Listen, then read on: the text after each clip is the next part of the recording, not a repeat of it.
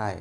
ஜென்ரலாக இந்த வீடியோவில் என்ன பார்க்க போகிறோம் அப்படின்னா, ஜென்ரலாக எல்லாருக்கும் வலிங்கிறது சிங்கிள் பாயிண்டில் மட்டும்தான் ஸ்டார்ட் ஆகும். பட் கால் ஃபுல்லாக கை ஃபுல்லாக ரேடியேட் ஆகும். அது என்ன ரீசன்னு நிறைய பேருக்கு கன்ஃபியூஷன் இருக்கும். அதுக்கு 2-3 ரீசன்ஸ் இருக்குது.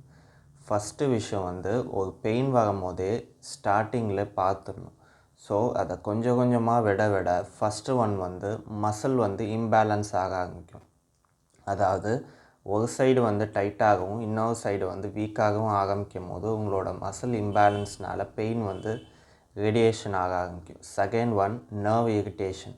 இந்த மாதிரி டைட்டாகவும் வீக்காகவும் ஆரம்பிக்கும் போது உங்களோட நர்வ் இரிட்டேட் ஆகும் போதும் அந்த மாதிரி பெயின் ஸ்ப்ரெட் ஆகும்.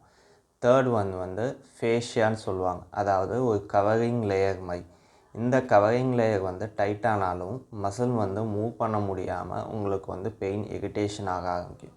ஸோ எந்த பெயின் வந்தாலுமே இனிஷியலாகவே பார்த்துக்கிறது உங்களோட லேட் ரெக்கவரியை சீக்கிரமே சரி பண்ணும். தேங்க்யூ.